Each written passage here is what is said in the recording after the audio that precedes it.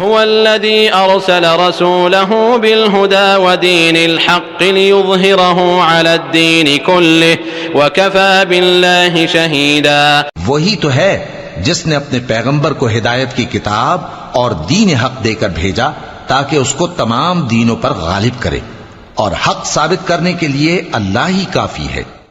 السلام علیکم ورحمۃ اللہ وبرکاتہ. ان الحمد للہ نحمده ونستعینه ونستغفره ونعوذ باللہ من شرور انفسنا ومن سیئات اعمالنا من يهده الله فلا مضل له ومن يضلل فلا هادي له واشهد ان لا اله الا الله واشهد ان محمدا عبده ورسوله. اما بعد فان خير الحديث كتاب الله وخير الهدي هدي محمد صلى الله عليه وسلم وشر الأمور محدثاتها وكل محدثة بدعة وكل بدعة ضلالة وكل ضلالة في النار. أعوذ بالله من الشيطان الرجيم. بسم الله الرحمن الرحيم. يا أيها الذين آمنوا اتقوا الله حق تقاته ولا تموتن إلا وأنتم مسلمون. يا أيها الناس اتقوا ربكم الذي خلقكم من نفس واحدة وخلق منها زوجها وبث منهما رجالا كثيرا ونساء واتقوا الله الذي تساءلون به والأرحام إن الله كان عليكم رقيبا. يا أيها الذين آمنوا اتقوا الله وقولوا قولا سديدا يصلح لكم أعمالكم ويغفر لكم ذنوبكم ومن يطع الله ورسوله فقد فاز فوزا عظيما. محترم حضرات، اللہ کے نبی صلی اللہ علیہ وسلم کی سیرت کے حوالے سے آج کا ہمارا 10واں پروگرام ہے، جس میں ہم عمر رضی اللہ تعالیٰ عنہ اور حمزہ رضی اللہ تعالیٰ عنہ کے اسلام کے بعد کے حالات کو بیان فرمائیں گے. عمر رضی اللہ تعالیٰ عنہ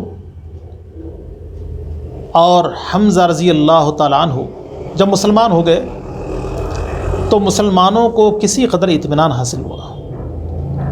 انہیں اس بات کا اندازہ ہوا کہ ہمارے پاس بھی اب ایک طاقت اور قوت ہے، اور دوسری طرف کافروں کی بھی تدبیریں چل رہی تھیں. وہ یہ سوچ رہے تھے کہ اگر ایک ایک کر کے ہمارے لوگ مسلمان ہو جائیں تو ہماری قوت کمزور ہو جائے گی. تو انہوں نے کبھی نرم پالیسی اختیار کی اور کبھی سخت رویہ اختیار کی. نرم پالیسی یہ اختیار کی کہ اللہ کے نبی صلی اللہ علیہ وسلم کی خدمت میں عتبہ کو بھیجا. وہ نبی علیہ الصلاۃ والسلام کی خدمت میں حاضر ہوتا ہے اور کہتا ہے کہ اے محمد صلی اللہ علیہ وسلم، آپ کیا چاہتے ہیں؟ اگر آپ یہ چاہتے ہیں کہ مال و دولت کو اکٹھا کیا جائے تو ہم آپ کو مال و دولت سے نوازتے ہیں، اور اگر آپ یہ چاہتے ہیں کہ آپ کو سرداری مل جائے تو ہم آپ کو سردار بنانے کے لیے تیار ہیں. اگر آپ کو کوئی بیماری ہے، آپ آسیب زدہ ہیں، تو آپ کا علاج ہم کریں گے. اللہ کے نبی صلی اللہ علیہ وسلم نے عتبہ کی تمام باتوں کو سنا.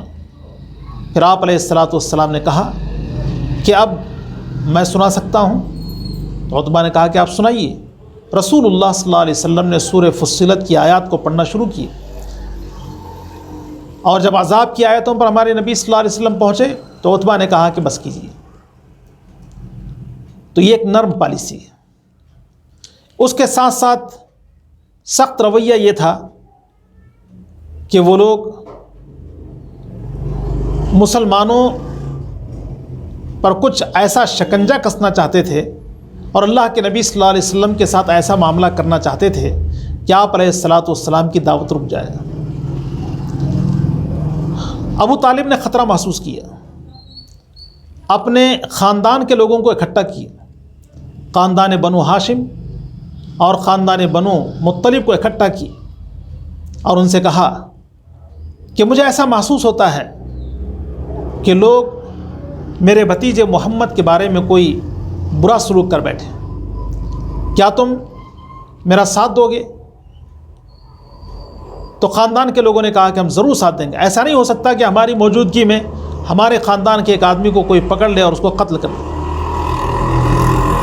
ابو طالب نے جب بنو ہاشم اور بنو مطلب کو اکٹھا کیے تو اس بات کی اطلاع مشرکین کو ہوئی، تو انہوں نے بھی اپنی قوم کو اکٹھا کیا اور بنو ہاشم بنو مطلب کے ساتھ بائیکاٹ کا فیصلہ کیا، جیسے مسلمان بھی شامل ہیں۔ ایک دستاویز لکھی گئی کہ بنو ہاشم بنو مطلب کے ساتھ کوئی تعلق نہ رکھا جائے، کسی قسم کا تعلق نہیں، نہ کاروباری تعلق ہے اور نہ شادی بیاہ کا تعلق ہے۔ ابو طالب نے اپنے خاندان کے لوگوں کو لیا اور پھر اپنی جگہ میں محصور ہو گئے شعب ابی طالب میں، اور یہ دن دیکھتے دیکھتے بڑھنے لگے، بڑی شدت کے ساتھ بڑی تکلیف کے ساتھ مسلمانوں نے اور ابو طالب نے اور خاندان کے لوگوں نے تمام تر سختیوں کو جھیلا اور برداشت کی۔ کھانے پینے کی اشیاء خریدی نہیں جا سکتی تھیں، اور اگر کوئی آدمی رحم کھا کے کچھ چیزیں بھیج دیتا تو لوگ وہ چیزیں چھین لیا کرتے تھے۔ درختوں کے پتے کھا کر لوگ گزارا کرتے تھے، بھوک اور پیاس کے باعث بچے بلک رہے ہوتے تھے، آوازیں ان کی گھاٹی کے باہر سنائی دیتی تھی، لیکن مشرکوں کو کوئی ترس نہیں آتا تھا۔ یہاں تک کہ 3 سال کا عرصہ بیتا، آخر کچھ نوجوان جن کا تعلق بنو ہاشم سے تھا اور ان کی مائیں ان کا تعلق بنو ہاشم سے تھا، انہوں نے اپنے بچوں کو سمجھایا اور کہا کہ دیکھو تمہارے ننیھال کے لوگ آج کس قدر پریشانی کا شکار ہیں، ان کے لیے کھانے کو کوئی چیز نہیں، پینے کے لیے کوئی چیز نہیں، اور تم ان کے بارے میں کچھ سوچتے نہیں ہو۔ تو کچھ نوجوانوں نے فکر کی اور انہوں نے یہ تدبیر اختیار کی کہ ہم مسجد حرام میں اس بات کا اعلان کریں گے کہ بنو ہاشم کے ساتھ جو کچھ ہو رہا ہے وہ صحیح نہیں ہے۔ چنانچہ ایک آدمی نے یہ کہا کہ بنو ہاشم کے ساتھ جو کچھ ہو رہا ہے وہ صحیح نہیں ہے۔ ابو جہل اور اس کے ماننے والوں نے ان کی زبان کو روکنے کی کوشش کی، لیکن انہی نوجوانوں میں سے ایک بعد دیگرے کچھ تائید کرتے رہے۔ بالآخر بات یہاں تک پہنچی کہ بائیکاٹ جو کیا گیا تھا اس کو ختم کر دیا جائے۔ چنانچہ کعبۃ اللہ سے اس کاغذ کو نکالا گیا اور بائیکاٹ کو ختم کیا گیا۔ ہمارے نبی صلی اللہ علیہ وسلم مسجد حرام آئے، لیکن آپ علیہ الصلاۃ والسلام کے لیے آزمائش کا ایک مرحلہ بھی شروع ہوا۔ آزمائش کا مرحلہ یہ کہ 10 نبوت ہے، نبوت کا 10واں سال۔ ابو طالب جو ہمارے نبی صلی اللہ علیہ وسلم کو ہمت دیا کرتے تھے، ابو طالب ہر فتنے کے لیے سد باب بن کے کھڑے ہوتے تھے، آج وہ دنیا میں نہیں ہے، ان کا انتقال ہو گیا۔ اور پھر یہ کہ نبی علیہ الصلاۃ والسلام کی پیاری بیوی خدیجہ رضی اللہ تعالیٰ عنہ، جو اللہ کے نبی صلی اللہ علیہ وسلم کو سہارا دیتی تھی، پیارے نبی صلی اللہ علیہ وسلم کے زخموں پہ مرہم رکھا کرتی تھی، ان کا انتقال بھی ہو گیا۔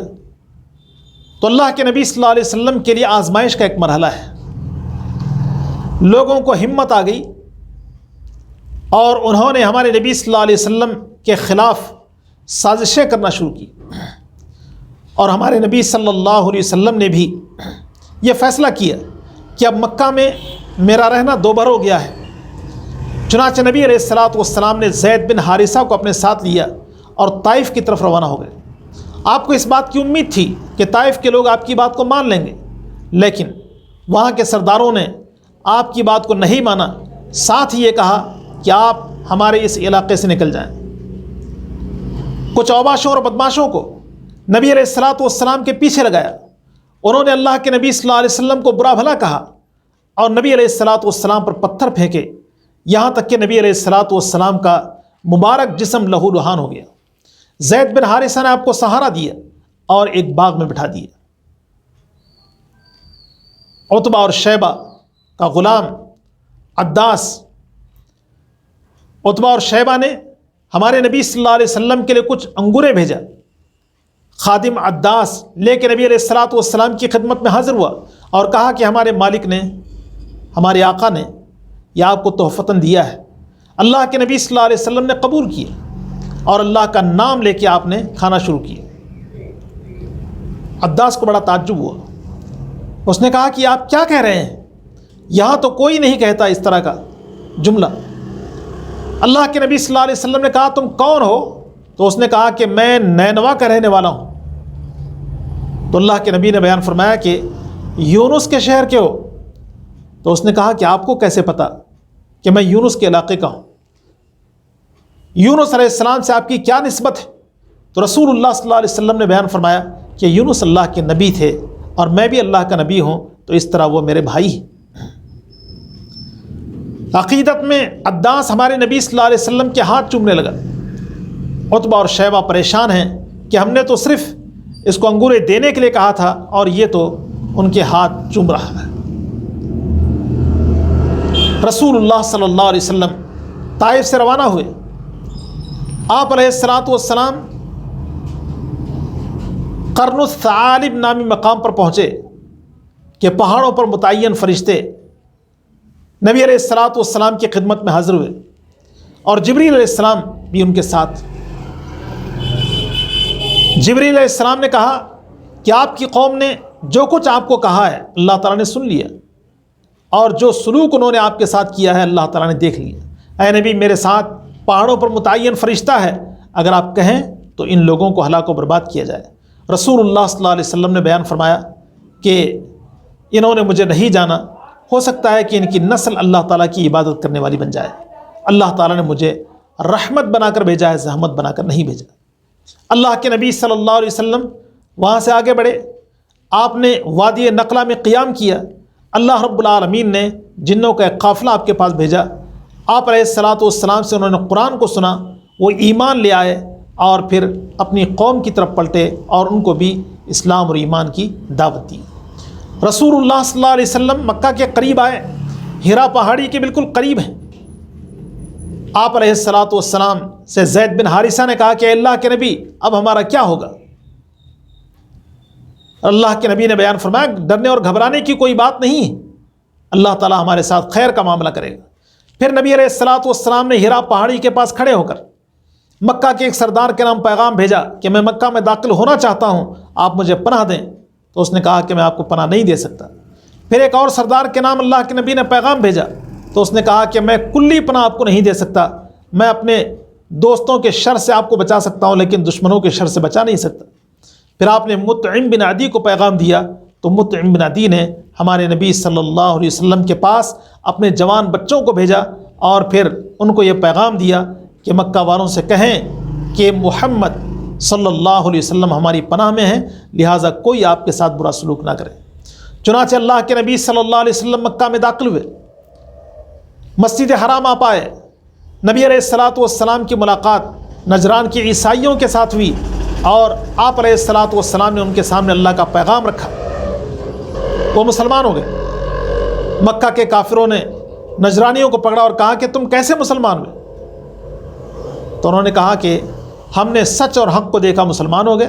یہ الگ بات ہے کہ تمہیں حق سمجھ نہیں آیا۔ پیارے نبی صلی اللہ علیہ وسلم مکہ میں داخل ہوئے۔